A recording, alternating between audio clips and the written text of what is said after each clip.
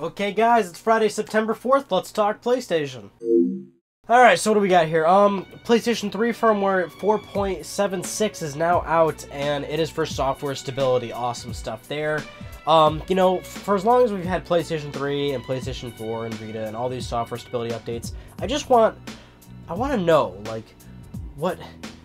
give me a documentary, a full-scale documentary about what goes into software stability and what they qualify as software stability, and show me before and after videos from Sony engineers. I want to see what the hell it really does. So this one's kind of out of left field, but pretty nice to see. PlayStation Vita is getting a new color in North America. It's exclusive at GameStop for $200. Going to be available in November. And it's like a light sky blue color. It looks really, really cool. Nice to see them do something like this. I believe this is the first time they've actually offered an alternate color in America. So, sweet. I mean, you know, whenever we talk about Vita, there's always the hardcore Vita fans that are like, you know, well, let's bring Vita back or whatnot. I want AAA games and blah, blah, blah, blah, blah. And you see a new story like this and you think, oh, that's pretty cool. But then you got people going like, oh, why can't we get red and yellow and all these other cool alternate colors? It's the same reason why, you know, for example, when Call of Duty came out on the Vita and it only had like, what, 2 or 3 multiplayer modes, and I tell you guys, there's not that many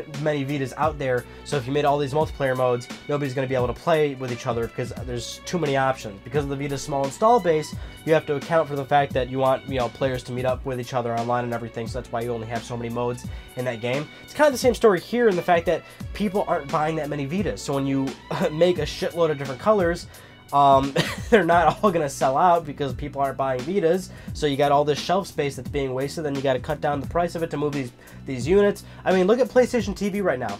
You can get that thing for as low as $20. $20 you can get a PlayStation TV. That thing is bombing so bad right now, and they can't move units. They can't get people to buy that damn thing. So, you know, you got to figure they're not going to make that many of these things, and that is what Sony's saying, is that if you want one, you should definitely pick one up before they're gone, because they're probably not going to be making any more of these, of this initial stock, unless they do turn out pretty well, which I'm sure Sony would love because they want to sell Vitas. But yeah, new color, blue.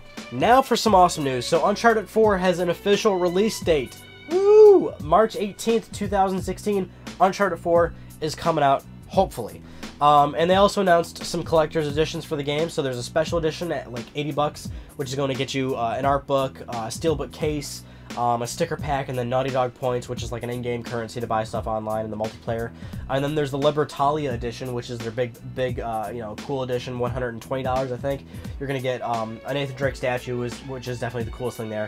And then you get all the previous stuff, the steelbook case, the art book, and all that. Then you get actually a bunch of extra cool DLC stuff like guns and skins or something like that. But looks really cool. If you do want the Libertalia edition, I suggest you try and go get that thing quick, or wherever it's available or something like that. It's already doing pretty damn well, so hurry up and get your hands on that thing. So the one thing I want to talk about with you guys this week is the head of Sony India mentioned how he feels the PlayStation 4 for 2016 is going to be the defining year for PlayStation 4. And noted a few things, you know, Uncharted 4, you know, Horizon. A lot of his points were actually more so about everything other than those two games. Not only do you have Horizon, you have Uncharted 4, but you have all these other games from these big publishers, all these new IPs coming in. Of course, you got that indie stuff too. But basically mentioning, you know, that's going to be a defining year for where PlayStation 4 is really going to flourish a little bit. And I definitely agreed with that sentiment, because you do look at PlayStation 4's first couple of years on the market now, and you see that it's had very good titles. You know, there's no disputing that, however negative you want to be about it. It has had good titles, right? But if you want to get all you know, competitive and comparative and things like that, people are always saying X1 in terms of you know, first-party exclusives and things like that to have the stronger lineup. And that's certainly a fair way to look at it. It's certainly a subjective conversation. It's always about what your tastes are and whatnot. But in a general sense, it's easy to see why many people felt that way, that Microsoft was offering a stronger first party. And we've always had this conversation where it's like, well, guys, Sony has 12 developers. They've got all these, you know, second-party deals that have got, you know, they've got a ton of exclusive games coming. It's just a matter of waiting. And we've certainly had a nice, steady release of them, and which is probably what you'll keep seeing moving forward. But, you know, you see at the end of PlayStation 3's life cycle, and it was just exclusive after exclusive after exclusive. And Of course, that helped that it was lining up nicely with Microsoft's little downfall 360, which is, you know, when they started to drive that thing into the ground with, like, Kinect and everything. But you get my point, right? So with PlayStation 4 now, we're going into maturity with the console. So yeah, we're going to see Uncharted 4. Yeah, we're going to see Horizon. But we're going to be seeing even more stuff. You know, I mean, Last Guardian, I'm not sure if that's going to hit 2016, certainly. But you also got to figure, first half of 2016, that's apparently Morpheus time. So we're going to see a lot more of Morpheus. Of course, we got TGS coming. You know, PAX is going on. Everyone's getting so many hands-on impressions with Morpheus and things. So you're seeing all this press going up for it.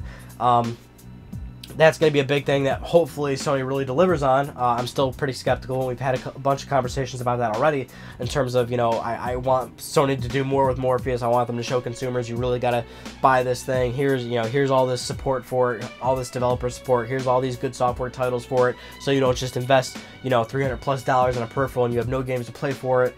Yeah, of course, we do have Uncharted 4. We do have Horizon. We do have Last Guardian. We got Paris Games Week coming up, so that's going to be Quantic Dream probably showing off their next game. You know, we got Media Molecule showing off Dreams, and we're going to be seeing more of Dreams soon, and that's going to be pretty crazy and trippy probably because it's Media Molecule, and you know they're super creative and they create these insanely original games and things like that, right? And we still don't know what, you know, Sony Bend's doing. There's all these other Sony developers, we don't know what they're doing. We're due for Gran Turismo 7 at some point finally. I mean, just this past week it was announced that GT6 hit like 2.6 million sales or something like that, which actually is pretty low for a Gran Turismo game.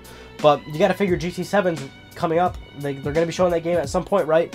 I'm sure Sony would love to have a Gran Turismo game on PlayStation 4, their very successful console right now that is still selling at a consistently faster rate than PlayStation 2, for crying out loud. So yeah, I feel like 2016 is definitely going to be like a good year.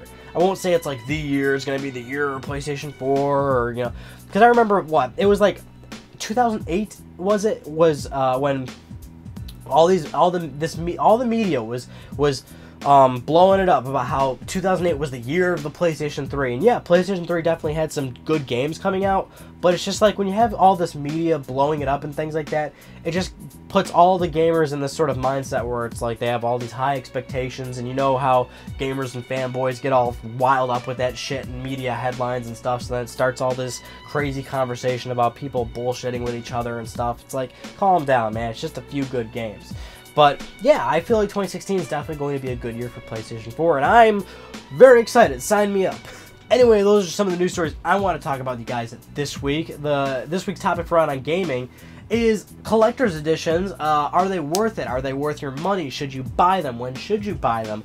All that good stuff, right? We love collector's editions, like deep down inside. Although I think some of us get pretty burned when we like pay $100+ for one of them and then they go on sale and stuff like that. I'm not gonna get into it. We got a whole separate conversation for that, which you can watch. Also, Jak 7.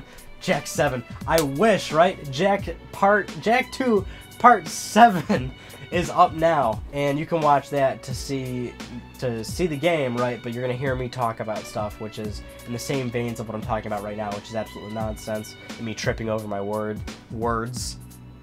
It's good stuff. I swear, it's YouTube gold, man. It's really not. Anyway, that concludes this week's episode of Let's Talk PlayStation. I'm Ron Benecki. Thank you all so much for talking with me, and I'll see you guys next Friday.